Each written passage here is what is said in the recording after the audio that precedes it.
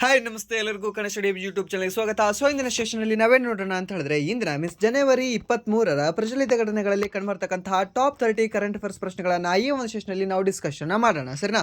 So ಹಾಗಾದ್ರೆ ಬನ್ನಿ ವಿಡಿಯೋನ ಸ್ಟಾರ್ಟ್ ಮಾಡೋಣ. ವಿಡಿಯೋ ಸ್ಟಾರ್ಟ್ ಮಾಡೋಕ್ಕಿಂತ ಮುಂಚೆ ವಿಡಿಯೋ ಕೊನೆವರೆಗೂ ನೋಡಿ ಅಂತ ಹೇಳ್ತಾ, ಹಾಗೆ ವಿಡಿಯೋ ಕೊನೆವರೆಗೂ ನೋಡಿದ ನಂತರ ವಿಡಿಯೋ ಇಷ್ಟ ಆದರೆ ಪ್ಲೀಸ್ ವಿಡಿಯೋನ ಲೈಕ್ ಮಾಡಿ, ಸಬ್ಸ್ಕ್ರೈಬ್ ಮಾಡಿ. ಇಫ್ ನಿಮಗೆ ವಿಡಿಯೋ ಇಷ್ಟ ಆಗಲಿಲ್ಲ ಅಂದರೆ ಆಬ್ವಿಯಸ್ಲಿ ಡಿಸ್ಲೈಕ್ ಮಾಡಿ ಅಂತ ಹೇಳ್ತಾ, ಹಾಗೆ ನಾವು 2025ರ ಇಯರ್ಲಿ ಕರೆಂಟ್ ಅಫೇರ್ಸ್ನ ಸಹ ನಾವು ಮಾಡ್ತಾ ಇದ್ದೀವಿ. ಆ್ಯಂಡ್ ದೆನ್ ಇವಾಗ ಆಲ್ರೆಡಿ ಅದರ 4 ಪಾರ್ಟ್ಸ್ ಕಂಪ್ಲೀಟ್ ಆಗಿದೆ. ಸೊ ಯಾರು ಇನ್ನು ನೋಡಿಲ್ಲ ಅಲ್ವಾ, ಪ್ಲೀಸ್ ನೀವು ಪ್ಲೇಲಿಸ್ಟಲ್ಲಿ ಹೋಗಿ ಚೆಕ್ ಮಾಡ್ಕೊಂಡು ನೋಡ್ಕೊಳ್ಳಿ. ಅದು ನಿಮಗೆ ಖಂಡಿತವಾಗ್ಲೂ ಸಹ ಮುಂಬರ್ತಕ್ಕಂಥ SSC, RRB and then state ಗೌರ್ಮೆಂಟಿನ ಎಲ್ಲ ಎಕ್ಸಾಮ್ಗಳಿಗೆ ನಿಮಗೆ ಉಪಯೋಗ ಆಗುತ್ತೆ. ಓಕೆ, ಸೊ ಹಾಗಾದರೆ ಬನ್ನಿ ಮೊದಲ ಪ್ರಶ್ನೆ ಏನಿದೆ ಅಂತ ನೋಡೋಣ. ಏನಿದೆ ಮೊದಲ ಪ್ರಶ್ನೆ?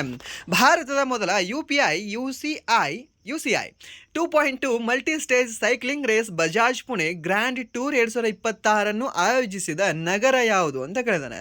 ಯಾವ್ದು ಸರ್ ಇದನ್ನ ಆಯೋಜನೆ ಮಾಡಿದೆ? ಯಾವುದು ಈ ಒಂದು ಬಜಾಜ್ ಪುಣೆ ಗ್ರ್ಯಾಂಡ್ ಟೂರ್ ಅನ್ನು ಆಯೋಜನೆ ಮಾಡಿರ್ತಕ್ಕಂತಹ ನಗರ ಯಾವುದು? ಯಾವ ನಗರ ಆಯೋಜನೆ ಮಾಡಿದೆ? ಬೆಂಗಳೂರು, ನವದೆಹಲಿ, ಪುಣೆ ಮತ್ತು ಈ ಒಂದು ಹೈದರಾಬಾದ್ ಅಂತ ಕೊಟ್ಟಿದ್ದಾನೆ. ಸರ್ ಇಲ್ಲಿ ಆನ್ಸರ್ ಇದೆಯಲ್ಲ ಸರ್, ಇಲ್ಲೇ ಹಿಂಟಲ್ಲಿ ಇದೆಯಲ್ಲ, ಯಾವುದು ಕ್ವಶನಲ್ಲೇ ಆನ್ಸರ್ ಇದೆ, ಯಾವುದು? ಬಜಾಜ್ ಪುಣೆ ಅಂತ. ಸೊ ಮೀನ್ಸ್ ಎಲ್ಲಿ ನಡೆದಿದೆ ಅದು? ಈ ಒಂದು ಪುಣೆಯಲ್ಲಿ ನಡೆದಿರ್ತಕ್ಕಂತಹ ಒಂದು ಈ ಸೈಕ್ಲಿಂಗ್ ರೇಸ್ ಆಗಿದೆ ಹೆಸರನ್ನ. ಸೊ ಇದನ್ನ ಏನಂತ ಹೇಳ್ತೀವಿ? ಭಾರತದ ಮೊದಲ UCI 2.2 multi stage cycling race Bajaj Pune grand tour ಅಂತ ಹೇಳ್ತೀವಿ ಸರ್ನ. ಇಲ್ಲಿ ಒಂದು ಬಜಾಜ್ ಪುಣೆ ಗ್ರ್ಯಾಂಡ್ ಟೂರ್. ಯಾರು ಇವಾಗ ನೆಕ್ಸ್ಟ್ ಪುಣೆ ಹೋಗ್ತಿದ್ರಲ್ವಾ, ಸೊ ನಿಮ್ಮ ಒಂದು ಟೂರ್ ಗ್ರ್ಯಾಂಡ್ ಆಗಿದೆ ಅಥವಾ ಗ್ರ್ಯಾಂಡ್ ಆಗಿರಲಿಲ್ಲ ಅಂದ್ರೂ ಸಹ ಸರ್ಕಾರದಲ್ಲಿ ನೆನ್ಪಿಟ್ಕೊಳ್ಬೋದು ನೀವು. ಗ್ರ್ಯಾಂಡ್ ಆಗಿದೆ ಅಂತ ನೆನ್ಪಿಟ್ಕೊಳ್ಳಿ, ಒಟ್ಟಿನಲ್ಲಿ ಇದು ಪುಣೆ ಅಂತ ನೆನ್ಪಿಟ್ಕೊಳ್ಳಿ. ಓಕೆ, ಅಂಡ್ ದೆನ್ ನೆಕ್ಸ್ಟ್ ಪ್ರಶ್ನೆ, ಎರಡನೇ ಪ್ರಶ್ನೆ, ಇಂಡಿಯಾ ಎನರ್ಜಿ ವೀಕ್ 2026 ಎಲ್ಲಿ ನಡೆಯಲಿದೆ ಅಂತ ಕೇಳಿದಾನೆ ಸರ್ನಾ. ಯಾವುದು ಈ ಒಂದು ಇಂಡಿಯಾ ಎನರ್ಜಿ ವೀಕ್ ಎಲ್ಲಿ ನಡೆಯಲಿದೆ ಹೇಳ್ಬೋದಾ sir? Option A Mumbai, option B Goa, option C Gujarat, option D ಏನಿದೆ ಅಂದರೆ ಚೆನ್ನೈ ಅಂತ ಇದೆ.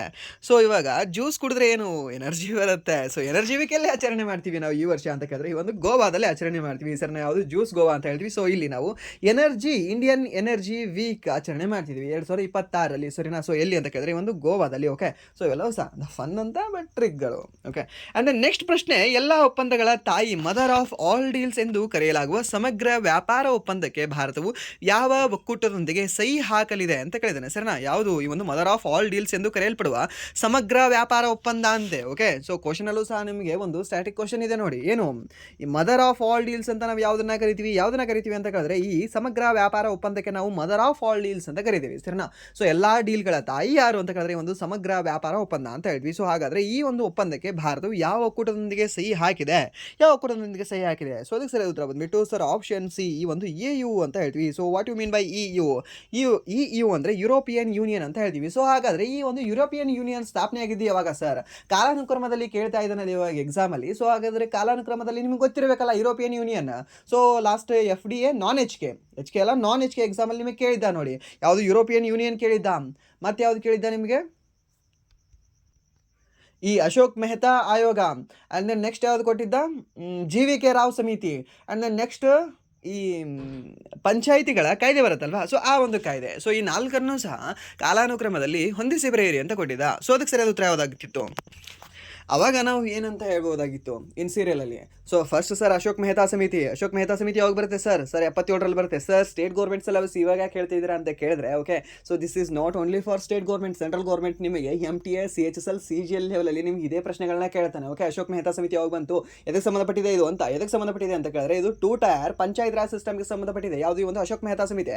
ಅಂದರೆ ನೆಕ್ಸ್ಟ್ ಈ ಒಂದು GVK ರಾವ್ ಸಮಿತಿ ಬರುತ್ತೆ. ಈ ಒಂದು GVK ರಾವ್ ಸಮಿತಿ ಬಂದಿರೋದು ಯಾವಾಗ? 85, 86 ಅಂತ ಹೇಳ್ತೀವಿ ಸರ್. ಸೊ ಇದು ಸಹ ನಿಮ್ಗೆ ಗೊತ್ತಿರಲಿ. ಆ್ಯಂಡ್ ನೆಕ್ಸ್ಟ್ ಈ ಒಂದು ಪಂಚಾಯಿತಿಯ ಒಂದು ತಿದ್ದುಪಡಿ ಆಗಿರೋದು ಯಾವಾಗ ನಿಮಗೆ?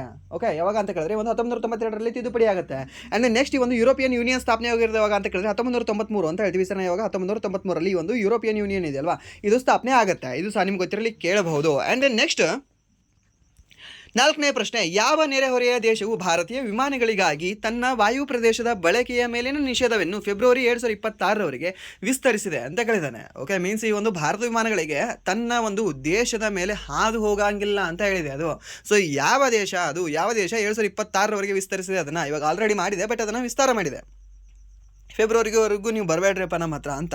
ಯಾವ ದೇಶ ಸರ್ ಅದು? ಚೀನಾ, ಬಾಂಗ್ಲಾದೇಶ, ಪಾಕಿಸ್ತಾನ ಮತ್ತು ನೇಪಾಳ. ಸೊ ಇದಕ್ಕೆ ಸರಿ ಉತ್ತರ ಯಾವುದಾಗುತ್ತೆ ಸರ್? ಇಷ್ಟು ಮಾಡಿದ್ದಾರೆ ಅಂತಂದರೆ ಅವರು ಪಾಕಿಸ್ತಾನದವರೇ ಆಗಿರಬೇಕು ಸರ್. ಯಾರು ಅಂತ ಕೇಳಿದ್ರೆ ಒಂದು ಪಾಕಿಸ್ತಾನ ಅಂತ ಹೇಳ್ತೀವಿ. ಸೊ ಪಾಕಿಸ್ತಾನ ಏನು ಮಾಡಿದೆ ಸರ್? ಫೆಬ್ರವರಿ 2026ವರೆಗೂ ನೀವು ಬರಬೇಡಪ್ಪ, ಸ್ವಲ್ಪ ನಮಗೆ ಯಾಕೋ ಸ್ವಲ್ಪ ಗಾಯ ಜಾಸ್ತಿ ಆಗಿದೆ, ಅದನ್ನು ಮಾಸೋಗಕ್ಕೆ ಸ್ವಲ್ಪ ದಿನಗಳು ಬೇಕು ಅಂತ ಕೇಳಿದ್ದಾರೆ ಅವರು. ಓಕೆ, ಅಂದರೆ ನೆಕ್ಸ್ಟ್ ಪ್ರಶ್ನೆ, ಇತ್ತೀಚೆಗೆ IPO ಪ್ರಾರಂಭಿಸಲು ಸೆಬಿಯಿಂದ ಅನುಮೋದನೆ ಪಡೆದ ಫಿನ್ಟೆಕ್ಸ್ ಕಂಪನಿ ಯಾವುದು ಅಂತ ಕೇಳಿದ್ದಾರೆ? ಓಕೆ, ಈ ಒಂದು ಏನನ್ನು ಸ್ಥಾಪನೆ ಮಾಡಲು, ಯಾವುದನ್ನು ಪ್ರಾರಂಭ ಮಾಡಲು?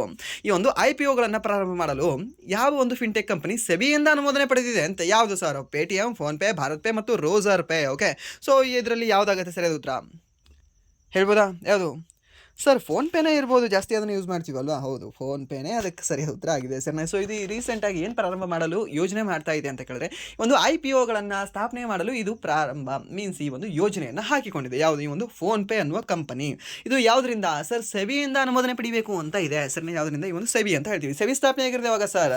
ಸೊ ಇದನ್ನು ನಿಮಗೆ ಬಾರ್ ಅವಾಗ ಹೇಳ್ತಿರ್ತೀನಿ. 1988ರಲ್ಲಿ ಸೆಬಿ ಸ್ಥಾಪನೆ ಆಗುತ್ತೆ ಅಂತ ಇದಕ್ಕೆ ಶಾಸನಾತ್ಮಕ ಸ್ಥಾನಮಾನ ಸಿಕ್ಕಿರೋದು ಯಾವಾಗ ಅಂತ ಕೇಳಿದ್ರೆ, ಏನಿಲ್ಲ ಸರ್, ಒಂದು 4 ಕೂಡಿಸ್ಕೊಂಡು ಬಿಡಿ, ಯಾವಾಗ 1992 ಅಂತ ಹೇಳ್ತೀವಿ ಸರ್. ಯಾವಾಗ 1992ರಲ್ಲಿ ಇದಕ್ಕೆ ಶಾಸನಾತ್ಮಕ ಸ್ಥಾನಮಾನ ಸಿಕ್ಕಿದೆ. ಸೊ ಇದು ನಿಮ್ಮ PC, PSI, SDA, FDA, central government, state government, army ಎಲ್ಲ ಎಕ್ಸಾಮ್ಲು ಸಹ ನಿಮಗೆ ಇದನ್ನು ಕೇಳಿದ್ದಾನೆ. ಓಕೆ, ಇದನ್ನು ನೆನ್ಪಿಟ್ಕೊಳ್ಳಿ. ಅಂದರೆ ನೆಕ್ಸ್ಟ್ ಪ್ರಶ್ನೆ, 6ನೇ ಪ್ರಶ್ನೆ. ಇತ್ತೀಚೆಗೆ ಸುದ್ದಿಯಲ್ಲಿದ್ದ ಟೈಪ್ 096 ಟ್ಯಾಂಗ್ ಕ್ಲಾಸ್ ಬ್ಯಾಲಿಸ್ಟಿಕ್ ಕ್ಷಿಪಣಿ ಜಲಾಂತರ್ಗಾಮಿ ಯಾವ ದೇಶಕ್ಕೆ ಸೇರಿದ್ದಾಗಿದೆ ಅಂತ ಕೇಳಿದ್ರೆ, ಓಕೆ ಸ್ವಲ್ಪ ಚಿಕ್ಕದಾಗಿಡೋದ್ಬಿಟ್ಟು ಎಷ್ಟು ಉದ್ದ ಇಟ್ಟಿದ್ದಾರೆ ಇವರು. ಸೊ ಏನು ಈ ಒಂದು ಟೈಪ್ 096 ಟ್ಯಾಂಕ್ ಕ್ಲಾಸ್ ಎನ್ನುವ ಒಂದು ಬ್ಯಾಲಿಸ್ಟಿಕ್ ಕ್ಷಿಪಣಿ ಇದು ಜಲಾಂತರ್ಗಾಮಿ ಯಾವ ದೇಶಕ್ಕೆ ಸೇರಿದ್ದಾಗಿದೆ ಅಂತ ಕೇಳಿದ್ದಾನೆ. ಯಾವ ದೇಶಕ್ಕೆ ಸೇರಿದ್ದಾಗಿದೆ ಸರ್ ಇದು? ರಷ್ಯಾ, ಅಮೆರಿಕ, ಚೀನಾ ಮತ್ತು ಉತ್ತರ ಕೊರಿಯಾ ಸರಿನಾ? ಸೊ ತನ್ನ ದೇಶದ ಹೆಸರು ಚಿಕ್ಕದಾಗಿದ್ದು ಬಟ್ ಅದರ ಒಂದು ಜಲಾಂತರ್ಗಾಮಿ ಬ್ಯಾಲಿಸ್ಟಿಕ್ ಕ್ಷಿಪಣಿ ಹೆಸರನ್ನ ದೊಡ್ಡದಾಗಿಟ್ಟಿದೆ. ಯಾವ ದೇಶ ಸರ್ ಅದು? ಸೊ ದ್ಯಾಟ್ ಈಸ್ ಚೀನಾ ಅಂತ ಹೇಳ್ತೀವಿ ಸರ್. ಯಾವ ದೇಶ? ಈ ಒಂದು ಚೀನಾ ಅಂತ ಹೇಳ್ತೀವಿ ಸರ್. ಯಾವುದು? ಚೀನಾ. ಆ್ಯಂಡ್ ದೆನ್ ನೆಕ್ಸ್ಟ್ ಪ್ರಶ್ನೆ, ಗ್ಯಾಂಗ್ಸ್ಟರ್ಗಳ ಜಾಲವನ್ನು ಧ್ವಂಸಗೊಳಿಸಲು ಆಪರೇಷನ್ ಪ್ರಹಾರ್ ಅನ್ನು ಪ್ರಾರಂಭಿಸಿದ ರಾಜ್ಯ ಪೊಲೀಸ್ ಪಡೆ ಯಾವುದು ಅಂತ ಕೇಳಿದ್ದೇನೆ ಸರ್. ಯಾವ ಒಂದು ರಾಜ್ಯದ ಪೊಲೀಸ್ ಪಡೆ ಆಪರೇಷನ್ ಪ್ರಹಾರ್ ಎಂಬುದನ್ನು ಪ್ರಾರಂಭ ಮಾಡಿದೆ ಸರ್? ಇದು Haryana police, Punjab police, Delhi police ಮತ್ತು ಉತ್ತರ ಪ್ರದೇಶ ಪೊಲೀಸ್ ಅಂತ ಕೊಟ್ಟಿದ್ದಾನೆ. ಸೊ ಇದಕ್ಕೆ ಸರಿಯಾದ ಉತ್ತರ ಯಾವುದಾಗುತ್ತೆ? ಸೊ ಇದಕ್ಕೆ ಸರಿಯಾದ ಉತ್ತರ ಬಂದುಬಿಟ್ಟು ಯಾವುದು? ಸೊ ಅದು ಸರ್ ಪಂಜಾಬ್ ಪೊಲೀಸನ್ನು. ಯಾವುದು? ಈ ಒಂದು ಪಂಜಾಬ್ ಪೊಲೀಸ್ ಅಂತ ಹೇಳ್ತೀವಿ. ಓಕೆ, ಒಂದು ಆಪರೇಷನ್ ಪ್ರಹಾರನ್ನು ಪ್ರಾರಂಭ ಮಾಡಿದರೆ ಹೆಸರನ್ನ ಪ್ರಹಾರ ಪಂಜಾಬ್. PP ಅಂತ ನೆನ್ಪಿಟ್ಕೊಳ್ಳಿ. ಓಕೆ, ನಾಟ್ PP, ಚಿಕ್ಕವರಿದ್ದಾಗ ಬಿಡ್ತಾರಲ್ವ ಆ PP ಅಲ್ಲ, ಈ PP. ಆ್ಯಂಡ್ ನೆಕ್ಸ್ಟ್ ಪ್ರಶ್ನೆ, ಯಾವ ಕೇಂದ್ರಾಡಳಿತ ಪ್ರದೇಶವು ಇತ್ತೀಚೆಗೆ striped tiger butterfly striped tiger butterfly ಅನ್ನು ತನ್ನ ರಾಜ್ಯ ಚಿಟ್ಟೆ ಎಂದು ಘೋಷಿಸಿದೆ ಅಂತ ಕೇಳಿದ್ದಾನೆ. ಹೆಸರನ್ನ ಯಾವುದು ಘೋಷಣೆ ಮಾಡಿದೆ ಸರ್? ಇದು ದೆಹಲಿ, ಪುದುಚೇರಿ, ಚಂಡೀಗಢ ಮತ್ತು Ladakh. Okay, so this is the important question ಆಗುತ್ತೆ ನಿಮಗೆ. ಮತ್ತೆ ಅಗೇನ್ ಇಲ್ಲಿವರೆಗೂ ಮೇಲ್ ಕೇಳಿದ್ದು ಇಂಪಾರ್ಟೆಂಟ್, ಬಟ್ ಇದು ಆಲ್ರೆಡಿ ಇದೇ ರೀತಿ ಪ್ರಶ್ನೆ ನಾನು ನಿಮಗೆ ಎಕ್ಸಾಮಲ್ಲಿ ಕೇಳಿದ್ದಾನೆ ಸರ್. ಇದು ಬೇರೆ ಅಲ್ವಾ ಸರ್, ಬಟ್ ಬೇರೆ ರಾಜ್ಯದ್ದು ಸಹ ಚಿಟ್ಟೆಗಳನ್ನ ಅಳವಡಿಸ್ಕೊಂಡಿದ್ದಾವಲ್ಲ ಸರ್. ಸೊ ಅದ್ರ ಮೇಲೆ ನಿಮಗೆ ಕೇಳಿರ್ತಾನೆ ಸರಿನಾ? ಸೊ ಅದಕ್ಕೆ ಇದನ್ನ ನೆನ್ಪಿಟ್ಕೊಳ್ಳಿ. ಯಾವುದು? ಈ ಒಂದು ಸ್ಟ್ರಿಪ್ಡ್ ಟೈಗರ್ ಬಟರ್ಫ್ಲೈ ಏನಿದೆ ಅಲ್ವಾ, ಸೊ ಇದು ಯಾವ ರಾಜ್ಯ ಚಿಟ್ಟೆ ಅಂತ ಘೋಷಣೆ ಮಾಡ್ಕೊಂಡಿದೆ ಅಂತ ಕೇಳಿದ್ರೆ ಅವಾಗ ನಾವು ಹೇಳಬೇಕಾಗುತ್ತೆ ಸರ್ ದ್ಯಾಟ್ ಈಸ್ ಈ ಚಂಡೀಗಢ ಅಂತ ಸರ್. ಯಾವುದು? ಈ ಒಂದು ಚಂಡೀಗಢ ಅಂತ ಹೇಳ್ತೀವಿ. ಒಂದು ಚಂಡೀಗಢ ಏನಿದೆ ಅಲ್ವಾ ಅದರ ಒಂದು ರಾಜ್ಯ ಚಿಟ್ಟೆ ಎಂದು ಘೋಷಣೆ ಮಾಡ್ಕೊಂಡಿದೆ. ಯಾವುದು? ಈ ಒಂದು ಸ್ಟ್ರಿಪ್ಡ್ ಟೈಗರ್ ಬಟರ್ಫ್ಲೈ ಅನ್ನ ಯಾವುದು? ಈ ಒಂದು ಟೈಗರ್ ಬಟರ್ಫ್ಲೈ ಅಂತ ಹೇಳ್ತೀವಿ. ಸೊ ಇದು ಎಲ್ಲಿ ಅಂದರೆ Chandigarh. Okay, and then next ಪ್ರಶ್ನೆ, ಹೊಸ ರಾಷ್ಟ್ರೀಯ ವಿದ್ಯುತ್ ನೀತಿ 2026ರ ಕರಡಿನ ಪ್ರಕಾರ 2030ರ ವೇಳೆಗೆ ಭಾರತದಲ್ಲಿ ತಲಾ ವಿದ್ಯುತ್ ಬಳಕೆಯ ಗುರಿ ಎಷ್ಟು ಅಂತ ಕೇಳಿದ್ದಾನೆ. ಎಷ್ಟು ಬಳಕೆಯ ಒಂದು ಗುರಿ ಇದೆ 2030ರ ವೇಳೆಗೆ? ಎಷ್ಟು ಸರ್? ಪ್ರತಿ ಗಂಟೆಗೆ 1000 ಕಿಲೋವ್ಯಾಟ್. 1000 ಕಿಲೋವ್ಯಾಟ್ ಮೀನ್ಸ್ ಒಂದು ಯೂನಿಟ್. ಓಕೆ, ಸೊ ಇದು ಸಹ ನಿಮ್ಗೆ ಗೊತ್ತಿರಲಿ, ಸಮ್ ಡಾಟಾ ನಿಮ್ಗೆ ಗೊತ್ತಿರಬೇಕಾಗತ್ತೆ. 1000 ಕಿಲೋವ್ಯಾಟ್ ಅಂದರೆ ಏನು? What you mean by 1000 kilowatt? 1000 kilowatt. So 1000 kilowatt is equals to 1 unit. ನಿಮ್ಮ ಮನೆ ಬಿಲ್ 1 ಯೂನಿಟ್ ಸುಡ್ತಾ ಇದೆ. ಓಕೆ, ಆ್ಯಂಡ್ ದೆನ್ 2 ಯೂನಿಟ್ ನೀವು ಸುಡ್ತಾ ಇದ್ದೀರಾ, 3 ಯೂನಿಟ್ ನೀವು ಸುಟ್ಟಿದ್ದೀರಾ, 4 ಯೂನಿಟ್ ನೀವು ಸುಟ್ಟಿದ್ದೀರಾ ಅಂತ ಹೇಳ್ತಾರಲ್ವಾ. ಸೊ ಅದು ಇದೇ ನೋಡಿ.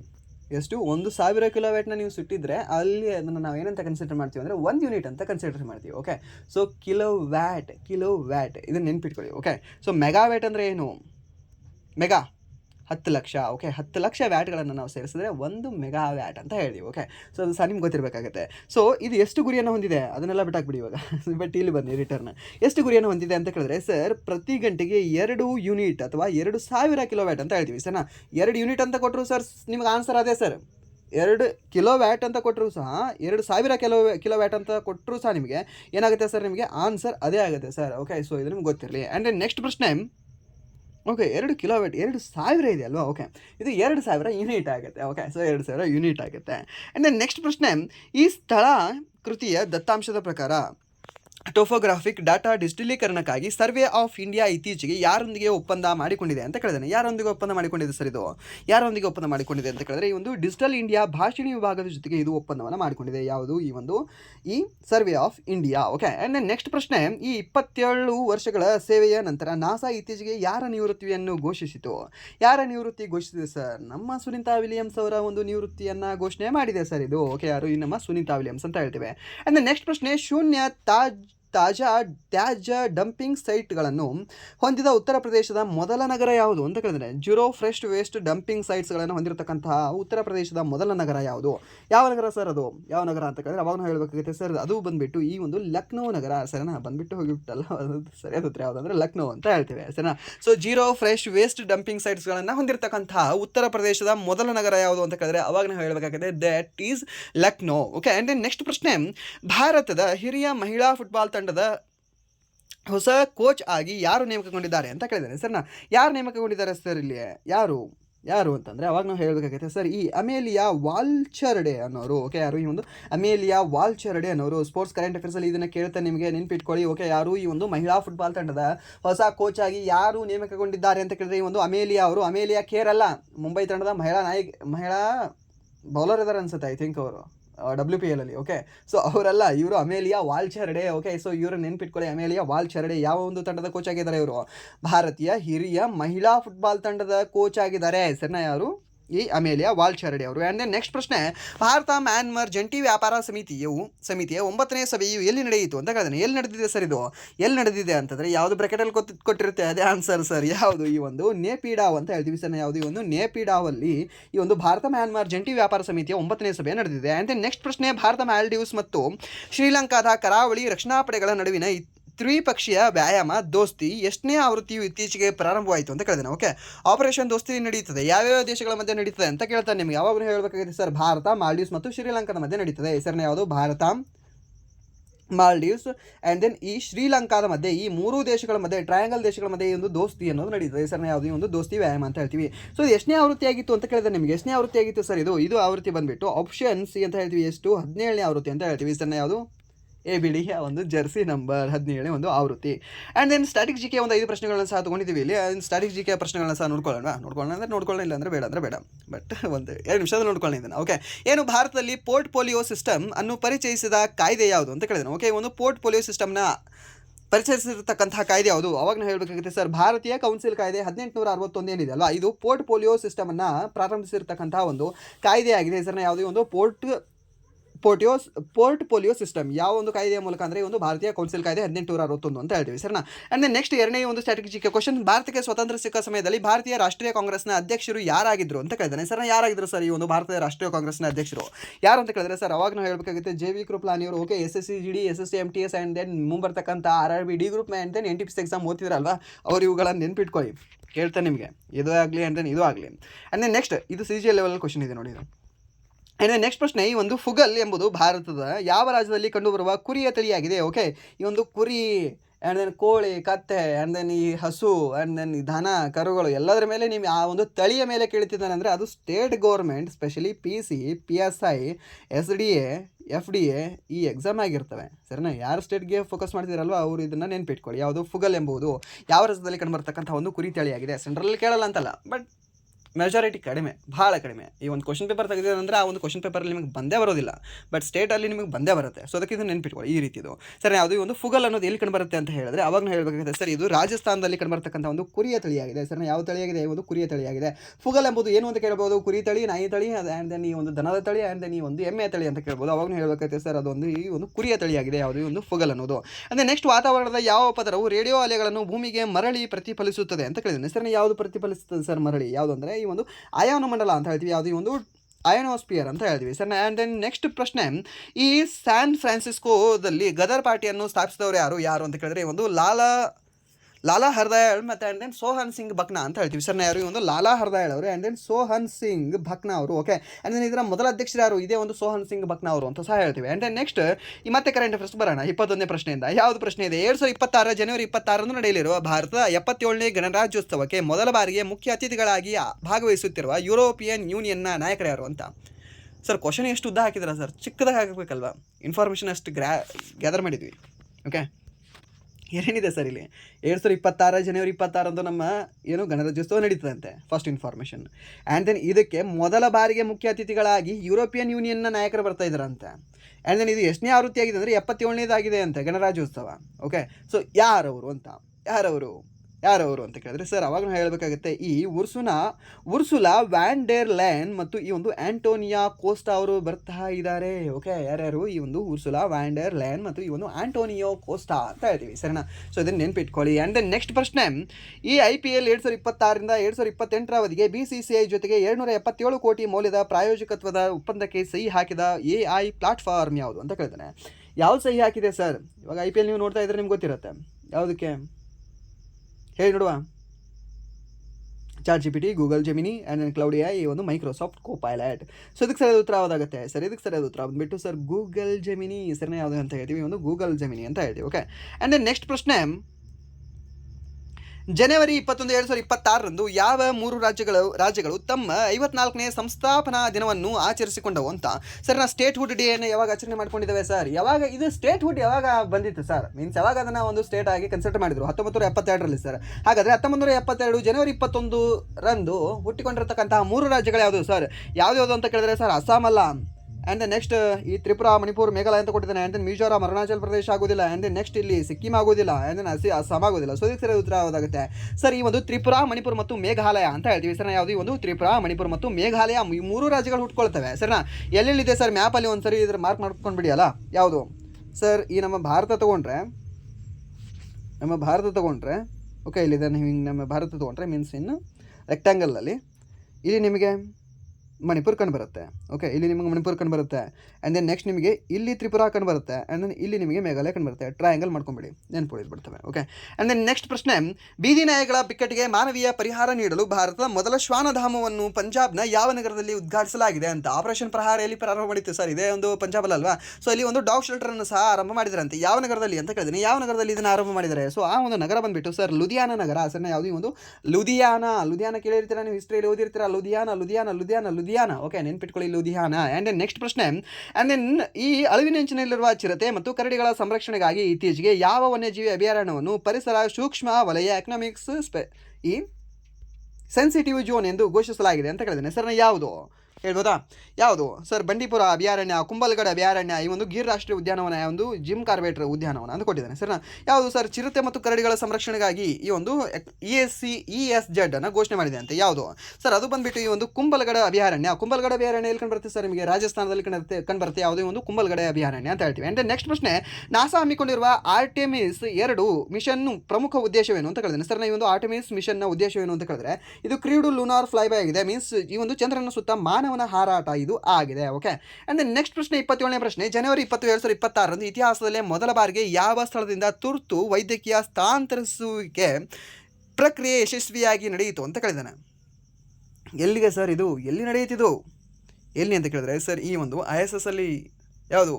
ಇಂಟರ್ನ್ಯಾಷನಲ್ ಸ್ಪೇಸ್ ಸ್ಟೇಷನ್ ಅಂತ ಹೇಳ್ತೀವಿ ಸರ್. ಈ ಒಂದು ಇಂಟರ್ನ್ಯಾಷನಲ್ ಸ್ಪೇಸ್ ಸ್ಟೇಷನಲ್ಲಿ ಇತಿಹಾಸದಲ್ಲೇ ಮೊದಲ ಬಾರಿಗೆ ಆ ಒಂದು ಸ್ಥಳದಿಂದ ತುರ್ತು ವೈದ್ಯಕೀಯ ಸ್ಥಳಾಂತರಿಸುವಿಕೆ ನಡೆಯಿತು ಸರ್. ಯಾವಾಗ? ಜನವರಿ 20, 2026ರಂದು. Okay, so this is the major turn ನೋಡಿದು. ಮೇಜರ್ ಟರ್ನ್ ನೆನ್ಪಿಟ್ಕೊಳ್ಳಿ ಇದನ್ನು. ಆ್ಯಂಡ್ ದೆನ್ ನೆಕ್ಸ್ಟ್ ಪ್ರಶ್ನೆ, 29ನೇ ಪ್ರಶ್ನೆ, ಭಾರತ ಮತ್ತು UAE ನಡುವಿನ ಇತ್ತೀಚೆಗೆ ನಡೆದ ಒಪ್ಪಂದದ ಪ್ರಕಾರ ಭಾರತವು 2032ರ ವೇಳೆಗೆ ಎಷ್ಟು ಮೊತ್ತದ ದ್ವಿಪಕ್ಷೀಯ ವ್ಯಾಪಾರ ಗುರಿಯನ್ನು ಹೊಂದಿದೆ ಅಂತ ಕೇಳಿದಾನೆ. ಎಷ್ಟು ಗುರಿಯನ್ನು ಹೊಂದಿದೆ ಸರ್? ಇದು ಎಷ್ಟು ಗುರಿಯನ್ನು ಹೊಂದಿದೆ ಅಂತ ಕೇಳಿದ್ರೆ ಸರ್ ನಾವು ಹೇಳಬೇಕಾಗುತ್ತೆ ಆಪ್ಷನ್ ಸಿ 200 ಶತಕೋಟಿಯನ್ನು ಗುರಿಯನ್ನು ಹೊಂದಿದೆ. ಆ್ಯಂಡ್ ನೆಕ್ಸ್ಟ್ ಪ್ರಶ್ನೆ, ಜನವರಿ 18ರಿಂದ 19, 2026ರಂದು ಭೂಮಿಗೆ ಅಪ್ಪಳಿಸಿದ ಸೌರ ವಿಕಿರಣ ಬಿರುಗಾಳಿಯು ಕಳೆದ 20 ವರ್ಷಗಳಲ್ಲಿ ಅತ್ಯಂತ ಪ್ರಬಲವಾಗಿದ್ದು ಇದನ್ನು ಯಾವ ಮಟ್ಟದ ಭೂಕಾಂತೀಯ ಚಂಡಮಾರುತ ಎಂದು ವರ್ಗೀಕರಿಸಲಾಗಿದೆ ಅಂತ ಕೇಳಿದ್ದೇನೆ ಸರ್. ಯಾವ ಮಟ್ಟದ್ದು ಸರ್? ಇದು ಯಾವ ಮಟ್ಟದ್ದು ಅಂತ ಕೇಳಿದ್ರೆ ಒಂದು G4 ಮಟ್ಟದ್ದು ಅಂತ ಹೇಳ್ತೀವಿ ಸರ್. ಯಾವುದೇ ಒಂದು G4 ಮಟ್ಟದ್ದು. ಆ್ಯಂಡ್ ಈ ಒಂದು ಕ್ಲಾಸಿನ ಕೊನೆಯ ಪ್ರಶ್ನೆ ಆ್ಯಂಡ್ ನಿಮ್ಮ ಹೋಮ್ ವರ್ಕ್ ಪ್ರಶ್ನೆ, ಬಾಹ್ಯಾಕಾಶದಲ್ಲಿ ಒಟ್ಟು 608 ದಿನಗಳನ್ನು ಕಳೆದ ಮತ್ತು ಬಾಹ್ಯಾಕಾಶದಲ್ಲಿ ಮ್ಯಾರಥಾನ್ ಓಡಿದ ಮೊದಲ ಮಹಿಳೆ ಎಂಬ ದಾಖಲೆ ಬರೆದ ಭಾರತದ ಮೊದಲ ಗಗನಯಾತ್ರಿ ಇತ್ತೀಚೆಗೆ ನಿವೃತ್ತರಾಗಿದ್ದಾರೆ. ಸೊ ಯಾರು ಅಂತ ಕೇಳಿದ್ರೆ ಸರ್ ಇದಕ್ಕೆ ಸರಿಯಾದ ಉತ್ತರ ಬಂದುಬಿಟ್ಟು ಸುನಿತಾ ವಿಲಿಯಮ್ಸ್ ಅವರೇ. ಹೋಮ್ವರ್ಕ್ ಅಂತ ತಗೊಳ್ಳೋದು ಬೇಡ, ಇದನ್ನೇ ಆನ್ಸರ್ನ ಹೇಳ್ಬಿಡ್ತೀನಿ. Okay, Sunita Williams. ಬಟ್ ಇಲ್ಲಿ ಇನ್ಫಾರ್ಮೇಷನ್ ತಿಳ್ಕೊಳ್ಳಿ, ಇಲ್ಲಿ ಏನೇನಿದೆ. ಬಾಹ್ಯಾಕಾಶದಲ್ಲಿ ಮ್ಯಾರಥಾನ್ ಮಾಡಿರ್ತಕ್ಕಂಥ ಮೊದಲ ಮಹಿಳೆ ಅಂತೆ ಸುನಿತಾ ವಿಲಿಯಮ್ಸ್. ಆ್ಯಂಡ್ ದೆನ್ ಈ ಒಂದು ಬಾಹ್ಯಾಕಾಶದಲ್ಲಿ 608 ದಿನಗಳನ್ನು ಕಳೆದಿರ್ತಕ್ಕಂತಹ ಮೊದಲ ಮಹಿಳೆ ಅಂತೆ. ಯಾರು? ಸುನಿತಾ ವಿಲಿಯಮ್ಸ್. ಮಹಿಳೆ ಹೇಳ್ತಾ ಇದ್ದೀನಿ. ಓಕೆ, ಪುರುಷ ಅಲ್ಲ, ಮಹಿಳೆ ಹೇಳ್ತಾ ಇದ್ದೀನಿ. ಸುನಿತಾ ವಿಲಿಯಮ್ಸ್. ಇವರು ಯಾವ ದೇಶದ ನಾಗರಿಕರಾಗಿದ್ದಾರೆ? Option A India, option B Pakistan, option C USA, option D France. ಯಾವುದಾಗಿದ್ದಾರೆ? ಇಂಡಿಯಾನಾ? ರಾಂಗ್. USA ದೇಶದ ನಾಗರಿಕರಾಗಿದ್ದಾರೆ ಅವರು. ಓಕೆ, ಇಂಡಿಯನ್ ಒರಿಜಿನ್ ಅಂತ ಹೇಳ್ಬೋದು ನಾವು, ಬಟ್ ಅವ್ರು ಇರ್ತಕ್ಕಂಥ ದೇಶ ಯಾವುದು ಅಂತ ಕೇಳಿದ್ರೆ USA, ಆ ಒಂದು ದೇಶದ ನಾಗರಿಕರವರು. ಓಕೆ, ಸೊ ಸರಿಯಾದ ಉತ್ತರ ಯಾವುದಾಗುತ್ತೆ ಅಂದರೆ ಆಪ್ಷನ್ ಸಿ ಆಗುತ್ತೆ. ಓಕೆ, ಇದು ಸಹ ನಿಮ್ಗೆ ಗೊತ್ತಿರಲಿ. ಸೊ ಆ್ಯಂಡ್ ದೆನ್ ಇಲ್ಲಿವರೆಗೂ ಕ್ಲಾಸ್ ಕೇಳೋದಕ್ಕಾಗಿ ಫಸ್ಟ್ ಆಫ್ ಆಲ್ ಧನ್ಯವಾದಗಳು. ಹಾಗೆ ಇಲ್ಲಿವರೆಗೂ ಕ್ಲಾಸ್ ಕೇಳಿ ನಿಮ್ಗೆ ಏನಾದರೂ ಕ್ಲಾಸ್ ಇಷ್ಟ ಆಗಿದ್ರೆ ಪ್ಲೀಸ್ ವಿಡಿಯೋನ ಲೈಕ್ ಮಾಡಿ, ಸಬ್ಸ್ಕ್ರೈಬ್ ಮಾಡಿ. ಇಫ್ ನಿಮಗೆ ವಿಡಿಯೋ ಇಷ್ಟ ಆಗಿಲ್ಲ ಅಂದರೆ ಆಬ್ವಿಯಸ್ಲಿ ಡಿಸ್ಲೈಕ್ ಮಾಡಿ ಅಂತ ಹೇಳ್ತಾ, ಹಾಗೆ ನಿಮಗೇನಾದರೂ ಈ ಕ್ಲಾಸ್ ಇಷ್ಟ ಆಗಿ ನೀವು ಲೈಕ್ ಮಾಡಿ ಸಬ್ಸ್ಕ್ರೈಬ್ ಮಾಡಿದರೆ ನಿಮ್ಮ ಫ್ರೆಂಡ್ಸ್ಗೂ ಸಹ ಶೇರ್ ಮಾಡಿ ಆ್ಯಂಡ್ ದೆನ್ ಸಜೆಸ್ಟ್ ಮಾಡಿ ಅಂತ ಹೇಳ್ತಾ ವಿಡಿಯೋನ ಇಲ್ಲಿಗೆ ಎಂಡ್ ಮಾಡ್ತಿದ್ದೀನಿ. Once again thank you so much.